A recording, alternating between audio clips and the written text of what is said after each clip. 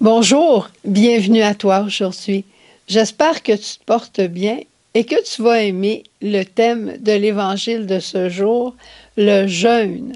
Non, non, raccroche pas tout de suite, n'arrête pas l'écoute parce que je suis certaine que tu vas aimer le jeûne dont je vais te parler aujourd'hui. Tu vois, aujourd'hui, les frères et sœurs qui étaient ici à Bécomo, de Québec, de Montréal, de Cap-Chat, de Shiloh, au Nouveau-Brunswick, tout ce beau monde est reparti dans sa mission. C'était temps de retourner à nos missions respectives. On va jeûner de la présence des uns des autres, mais on va rester unis par le cœur. Dans l'Évangile aujourd'hui, on parle de jeûne et c'est un dialogue juif des plus parfaits. Chez les Juifs, on pose une question et souvent Jésus, au lieu de répondre directement, il va répondre par une autre question. Pourquoi tes disciples ne jeûnent-ils pas, Jésus, comme les disciples de Jean jeûnent? Et Jésus dit, les amis de l'époux peuvent-ils jeûner quand l'époux est avec eux? Est-ce qu'on jeûne quand il y a des noces? Jésus est la noce éternelle. Il est celui qui vient unir, qui vient s'unir avec l'humanité et plus particulièrement avec l'Église, son épouse. Le vrai jeûne dont parle Jésus, lui, c'est le jeûne de sa personne.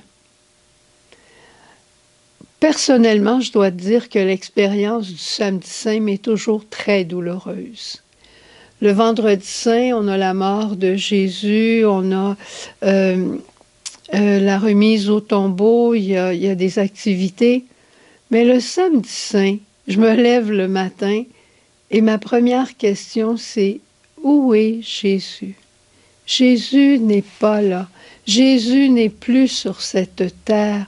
Où est Jésus? Ça, c'est le vrai jeûne pour moi. Par contre, Jésus n'est pas là, comme il l'était il y a 2000 ans sur la terre, mais il est encore là. Il est le vrai, le seul, l'unique ami. Il est là en une présence spirituelle en chacun d'entre nous. Il est là par sa présence réelle dans l'Eucharistie. Il est là entre nous, quand on est 2 ou 3 réunis en son nom. Il est là au milieu de nous. Il est là quand je prie, quand je dors, quand je travaille, ou bien quand j'écoute un bon match de foot. Il est là. Mais est-ce que moi, je suis toujours là avec lui? Quand moi, je m'en vais dans mes pensées par rapport au futur et que je commence à avoir des peurs, est-ce que Jésus est là? C'est moi qui est absente de lui. Quand je retourne en arrière dans le passé et que j'entretiens des rancunes, est-ce que Jésus est là? Est-ce que moi, je suis avec Jésus? Peut-être pas. Puis quand je pense au projet, à tout ce que j'ai envie de faire moi-même, est-ce que Jésus est inclus dans mes projets? S'il est inclus, il n'y a pas de problème. Si tout dépend de moi, si ma vie redevient une pièce de théâtre où je suis l'acteur principal et pas le metteur en scène de Dieu, eh bien là, je peux avoir des problèmes. Le jeûne, c'est vraiment une question de liberté, une question de choix. Je peux jeûner d'un film qui est tard le soir parce que j'ai envie de dormir et je sais que je dois me reposer. Je peux jeûner de frites simplement parce que je ne les digère pas. Je peux jeûner des fois de paroles blessantes. Je me dis non, je ne vais pas dire ça, même si j'ai envie de le dire. Je ne vais pas le dire parce que je veux respecter la personne qui est là. Il y a peut-être des éléments que je ne connais pas, mais je vais jeûner de ce que j'ai envie de dire. C'est une question de liberté, de maîtrise. J'ai des choix à faire. Et aujourd'hui, la parole, elle nous invite à faire le choix de Jésus dans nos jeûnes. Regarde bien ça. Quand je suis contrariée, très contrariée, j'ai une grosse déception. Je viens d'apprendre une mauvaise nouvelle. Mon premier mouvement, c'est d'aller prendre un verre d'alcool. Je vais me calmer. Non, jeûne de ce verre d'alcool et tourne-toi vers le bon Dieu avant. Je te l'ai déjà raconté, hein, une fois, un ami m'a dit « Je viens d'avoir une mauvaise nouvelle, veux-tu venir avec moi pour aller prendre un verre? » Et je lui avais répondu « J'irai prendre un verre avec toi après.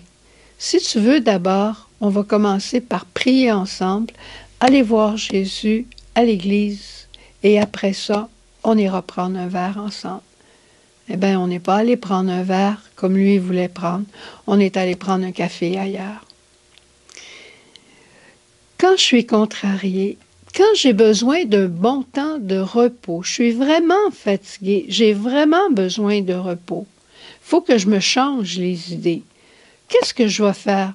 Je vais aller faire des jeux vidéo? Je vais aller écouter un peu de porno? Je vais... Non! Prive-toi! Jeûne de ces compensations. Je vais aller écouter un roman un peu salé. Non, jeûne de ces compensations. Dieu n'est pas dans ces compensations-là. Mais tourne-toi vers lui et demande-lui comment tu peux te reposer et il va te le dire. Il va même être ton repos. Tu vois, quand on jeûne au fond, c'est parce qu'on choisit un plus grand bien qui s'appelle Jésus. Jésus lui-même va dire, je ne fais rien de moi-même, je dis ce que le Père m'a enseigné. Hein? Jésus jeûne de lui-même, il se vide de lui-même pour être toujours en communion avec le Père et être en communion avec nous.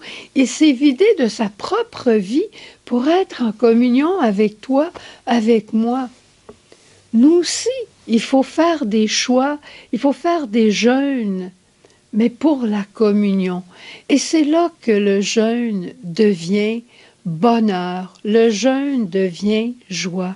On jeûne de l'accessoire, mais jamais de l'essentiel.